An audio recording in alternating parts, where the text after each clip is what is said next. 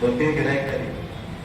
कशी माणसं लोक बोलतात बघा, 5 माणसं 5 पद्धतीने बोलून घे, कन्फ्युज झालं. आपली अशीच अवस्था. पहिले 2-3 झाले ते म्हटले, आता तो इथंच बसलाय माहितीये का मला, कशाला तू ते लिहिलं त्यात ते पडून टाक. तो विचार ऐकतो, सामान्य तुमच्या गरीब, त्याने येते हा शब्द त्यातला पडतो. तो आणखी 2-3 म्हणतात,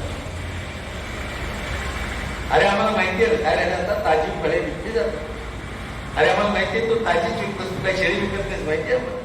कशाला गेलीस ते, त्याच्यातलं ताजं गोड ताजा शब्द पडला. काय राहिलं आता, फळे विकली जातात. 2 निघून गेले. आता तिसरी तिकडे 4 येतात. आज दिसते ना तू फळच विकत असते, ते फळे विकले जातात कशाला यायला पाहिजे, कुठून टाकतात ना फळे, फळे कुठून टाकतात त्या विचाराने. पुढच्या आणखी 2 गिराईक ते म्हणतात, आता काय दिले असतात ते विकले जातात म्हणजे काय काय कळतंय का ते तुला, सगळं सोडून टाकते, सगळं सोडून टाकतो. तो बोर्ड पाठीमागचा प्लॅन करतो, 4-5 माणसांनी 4-5 प्रकार सांगितलं.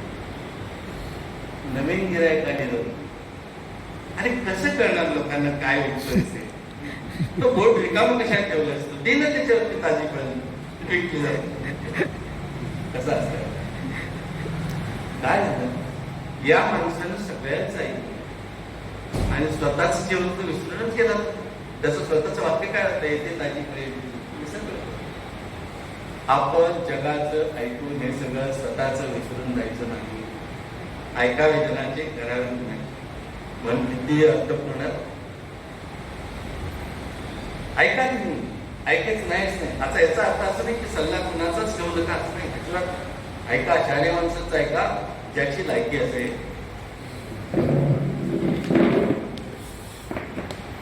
आणखी 2 वाक्य खूप महत्वाची बघायला सांगितली. सल्ला कुणाचा घ्या, जो आयुष्यामध्ये पराभूत झालाय त्याचा सल्ला घ्या. बघा, पराभूत झालाय म्हणतो, पराभूत स्थिती, ज्याला अपयश आले त्याचा सल्ला घ्या. आणि तजुर्बा, त्याला काय म्हणायचं, मार्ग, यशस्वी झालेल्या माणसाला त्याचा यशाचा मार्ग विचार. तुम्हाला पराभूत झालेल्या मनुष्य काय सल्ला देईल, तू हे करू नकोस, ते करू नकोस, म्हणून मी अयशस्वी झालो. पराभूत माणसाचा ऐका, सल्ला घ्या. आणि ज्याला यश मिळालं त्याला मार्ग विचार, कुठल्या मार्गाने गेलास म्हणून मग अर्ध्याचा असा की ही जी 5-6 माणसं आलेली असतात तर ती फुटकी अशीच असतात जगामध्ये. तुम्हाला वेगवेगळ्या प्रकारे सल्ला देतील, वेगवेगळ्या प्रकारचे, आणि अनेक तोंडाने होती. मला गंमत सांग, मी शिक्षक, माझी मिसेस शिक्षक आहे, तिचा इंग्रजी विषय आहे, माझा सायन्स मॅथमॅटिक्स आहे. सुदैवाने विद्यार्थी शिक्षक म्हणून बंधूंना माहिती असेल, त्यांच्या परिसरामध्ये दोघांचं चांगलं नाव घेतलं. तर माझा मुलगा 12वीला चांगले मार्क होते, 12 साहेब इथेच म्हणला, बाबा मला हे डॉक्टर इंजिनियर असलं काय करायचं, मला पाटील मला व्हेरी गुड आहे. अनेक प्रकारची नावं ठेवली. मला अजून आठवतं, माझ्या स्टाफ मधल्या एका माणसाने म्हटलं, तू भांडी घासायला पोराला ठेवलास का? म्हटलं त्याची इच्छा भांडी घासत ना, त्याला थोडीच आयुष्य काय असतं. 5व्या वर्षी 5 स्टार हॉटेलला तो मॅनेजर झाला. 5व्या वर्षी कष्ट झालं, त्याला सातत्यानं संपला विषय, काय गरज नाही मला बाकीचा विचार करायचा. वेगळ्या फील्डमध्ये गेला त्या मुलांना. जगाचं असं ऐकू नका, तुमचे निर्णय तुम्ही असे का बघा. हिंदीमध्ये आणखी खूप चांगलं वाटतं, सबसे बडा रोग क्या कहेंगे लोग. आपण लोक काय म्हणतात त्याचा विचार करून आपण आपलं सगळं विसरून जातो. लोकांचं ना काय, 100 जण असतात ना, त्यातले 1-2 चांगले असतात माणसं, बाकीचे सगळे फुकटचे सल्ले दिलेले असतात. ते सल्ले तुम्ही नका बघायचं ते सल्ले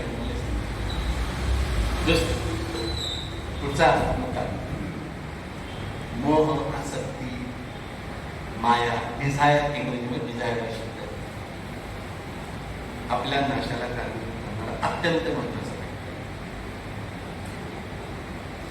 लक्षात घ्या, धृतराष्ट्राला स्वतःच्या दुर्योधन आणि इतर मुलं यांच्यावरती प्रेमाचा इतका प्रचंड मोह झालेला की ज्याच्यामुळे महाभारत घडलं.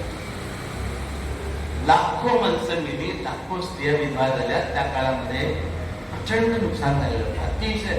त्या काळातलं जे वर्णन तुम्ही वाचाल ना तर ते भयंकर आहे, अंगावर काटा येण्यासारखे. इतकं महाभयंकर नुकसान आहे. अशामुळे एका माणसाच्या मोहामुळे, एका माणसाच्या डिझायरमुळे मला माझ्या मुलाला राज्य मिळालं. तो स्वतः तर आग्रहाच होता, पण माझ्या मुलाला राज्य मिळालं म्हणून तो मोह टाळा. आपण निर्मोही होण्या इतपत मोठे संत होऊ शकत नाही, पण मनावर ताबा ठेवण्याचा प्रयत्न करा. जिथे शक्य आहे तिथं तो मोह टाळण्याचा प्रयत्न करा. फायदा नक्की नक्की पाहिजे. मी रोज अनुभव घेतोय आपण. मग अशी मॅडम वाक्य बोलल्या की माझ्या आहारामध्ये पण बदल. या ज्ञानामुळे आपल्या प्रवृत्ती आणि बुद्धीमध्ये आपोआप पॉझिटिव्ह बदल होत जातात. मन आनंदाने भरून राहतं.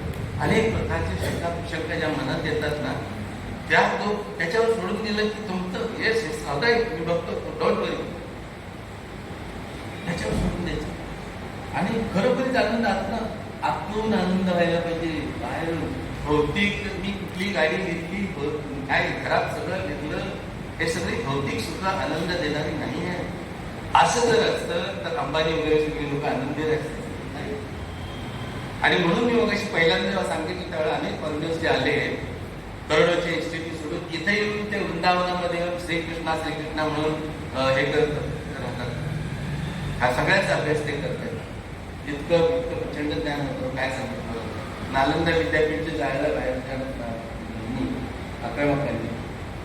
90 लाख पुस्तक होतं. अनेक ग्रंथ 6 वर्ष 6 महिने वर्ष ते जळत होते. किती त्यावेळची करंटी लोक असतील, पुन्हा सुद्धा असं वाटलं नाही की त्यातलं थोडं वाचवावं. तरी त्यातलं काही वाचून जर्मनी वगैरे या लोकांनी नेलं आणि त्यांनी तिथे अभ्यास सुरू केला. मला सांगायला म्हणजे अभिमानी वाटतो विज्ञानचा विद्यार्थी म्हणून. नासा ही संस्था आहे, अमेरिकन संशोधन संस्था. त्या संस्थेमध्ये उपनिषदांचा अभ्यास करणारा वेगळा विभाग आहे.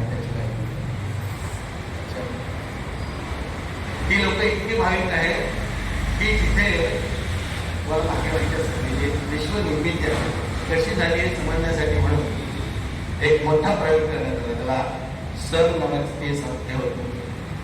तर न्यूट्रॉनचा मारा करून ते अनुभजन केलं जातं. त्या लॅबोरेटरीचं वरतं वाक्य काय लिहिलं नाही तिथे जे आपण समजतो त्याचं त्याने लिहिलं आहे की the world is the universe is a creation of God. हे सगळं विश्व जे आहे हे विश्व त्या ईश्वराचीच निर्मिती आहे आणि ते आम्ही शोधायचा प्रयत्न करतो. म्हणून आम्ही मूल तत्वापर्यंत जातो, ज्याला अणुरेणू असं आपण म्हणतो. त्या अणुरेणूचे सुद्धा भाग आहे ते शोधायला आपण जातो.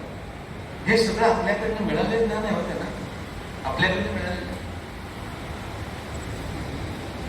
हे विमान वगैरे शास्त्र आहे ती आता हे राईट नोंदणी 1930 मध्ये विमान शिरले. त्याच्या अगोदर कितीतरी प्रयोग झाले आपल्याकडे. आपण फळच आता आपल्या पुढच्या विषयात. त्याच्यानंतर मुद्दा आहे रागाचा, क्रोध. आपला राग ठीक मान म्हणतात ना कसं असते. रावणाला रामाचा राग आला आणि रावणाची लंका जळली. बघा इतिहासातली पौराणातली उदाहरण भगवान श्रीकृष्णाने म्हटलेलं आहे क्रोधात भवती संमोह समूहात युद्धम स्मृती भ्रंशात बुद्धी नाशो बुद्धी नाशात करिष्यति. त्याचा अर्थ असा की जेव्हा माणूस क्रोधित होतो, राग येतो त्याला, त्यावेळेस त्याची मती भ्रष्ट होते, बुद्धी भ्रष्ट होते. बुद्धी भ्रष्ट झालेला मनुष्य अविचारी होतो, विचारच नाही करता. आणि अशामध्ये घेतलेले निर्णय किंवा समोरच्याला जे काही बोलतो आपण ते इतकं भयंकर असतं की समोरच्याला लागतं आणि त्यातनं तुमचा नाश होतो, त्याचाही नाश होतो. म्हणून क्रोधावरती नियंत्रण ठेवा. आज आपलं वय असं आहे आपल्या प्रत्येकाचं की आपल्याला रागावरती नियंत्रण करणं आरोग्याच्या दृष्टीने आवश्यक आहे. तुमच्यापैकी प्रत्येकाला माझ्या सकट सांगतो चिडचिड करू नका, काही उपयोग नाही आहे. शांत राहा, आनंद करायचा. जे काय आपल्या हातातल्या अधिकारांच्या गोष्टी असतील ना ती पुढच्या पिढीवर सोपवा. हळूहळू नका सगळ्या गोष्टी आपल्या हातात धरू. तुमच्या हातातल्या किल्ल्या मुलांच्या हातात जाऊ येतात. तुम्हाला आवश्यक जेवढं आहे तेवढं तुमच्या हातात अवश्य ठेवा. सगळं पण रिकाम करू नका, पोरं बाहेर पण काढू शकतो. आजच्या सिंपल आहे. म्हणजे यात काही हे नाहीच आहे, फक्त मुलांना घराच्या बाहेर काढलेलं आहे. पण शक्यतो यातनं आनंद मिळणार आहे. तुमच्या घरातल्या नवीन येणाऱ्या सुनांना किंवा तुमच्या नवीन येणाऱ्या जावयांना मानसिकची वागणुक्यात तुम्हाला फक्त शिकवा. गिव्ह टेक आहे सगळं. रागावर नियंत्रण करा, आनंदात राहायचा प्रयत्न करा, मन सुखात राहू दे, आतून आनंद वाटू दे. आनंद ही गोष्ट पैशाने खरेदी करत येत नाही, आपल्याला माहिती ती अनुभवावी लागते. दुसरं, नरकाची 3 द्वार म्हणतात, त्यातली 2 द्वार आपण बघितली. राग आहे, मोह आहे आणि काम, ज्याला सेक्स असतो. तर ही 3 गोष्टी, त्या 3 गोष्टीवरती नियंत्रण करण्याचा प्रयत्न करा. तुम्हाला स्वर्गाचं द्वार मिळेल. आणि अदरवाईज नरकाचं द्वार तिकडे उघडलं. स्वर्ग आणि नरक आपल्या इथे कल्पना आहेत नाही, काही नाही. पण पुढे त्याचा उल्लेख आहे का, महाभारत संपल्यानंतर ज्या गोष्टी असतात त्या नरक म्हणजे काय वगैरे ते पुढे पुढे आहे सगळं. पुढच्या मुद्द्याकडे वगैरे आपण लक्षात ठेवा. आप आणि सगळे लोक जे असतात, जवळची माणसं असतात, तीच प्रकारे. दुसरी माणसं तुमच्याबद्दल काय माहिती होतं ना, दुसऱ्यापासून फार धोका कमी असते. आपल्याच माणसांपासून आपल्याला धोका आहे हे महाभारताच्या युद्धावरून स्पष्ट करतं की कोणी धोका दिला, भावानेच भावांना धोका दिला, भावानेच भावांना धोका. आणि म्हणून महाभारत युद्ध घडलं. म्हणून आप आणि सगळे जे आहेत त्यांच्यापासून सांभाळून राहा. आज तुमच्यामध्ये कितीही चांगले संबंध असतील तरी कुठे ना कुठेतरी असा स्त्रीलिंग पडतो ज्याच्यामुळे मनामध्ये एकमेकांबद्दल घृणा किंवा तिरस्कार येतो. म्हणून ह्या गोष्टी सांगा. दुसरी गोष्ट, मित्र. आयुष्यामध्ये सगळ्यात महत्वाचा मुद्दा आहे मित्र. एक वेळ रक्ताची नाती उपयोगी पडत नाही, पण मित्र उपयोगी पडतात. हा सार्वजनिक आपल्या सगळ्यांना अनुभव आहे. सच्चा मित्र शोधा. मैत्री कशी असायला हवी? मैत्री श्रीकृष्ण आणि अर्जुन किंवा पांडवांची असायला. दुसरी, जरी अधर्माची बाजू असली तरी पण सांगतो, दुर्योधनांनी करणं हे सुद्धा मैत्री जी आहे ती आदर्श मैत्री. एकमेकांना सतत साथ देणारी मैत्री. दोन्ही उदाहरण जे आहेत, एक वाईट आणि चांगला आहे, पण ते आदर्श मैत्री, कारण एकमेकांना ते शेवटपर्यंत साथ दिली. आणि अर्जुन किंवा पांडवांनी कृष्ण सांगतील ते सगळं ऐकलं आणि म्हणून शेवटी त्यांचा विजय झाला. कर्णाच्या बाबतीमध्ये असंच आहे. कर्ण आणि दुर्योधन यांची मैत्री इतकी गाडी होती की दुर्योधनानं एक प्रसंग असा आला, 14वा दिवस होता महाभारत युद्धाचा 14वा दिवस. आणि त्या दिवशी घटोत्कच म्हणजे भीमाचा मुलगा. भीम आणि हिडिंबा नावाची राक्षसी होती, त्यांच्यावर झालेला आहे. अतिशय ताकद, त्याचं निम्म शरीर राक्षसी निम्म मानली. तर तो घटोत्कचाने संध्याकाळ होत आली तर जवळजवळ पाव सेना कौरवांची मारून टाकली.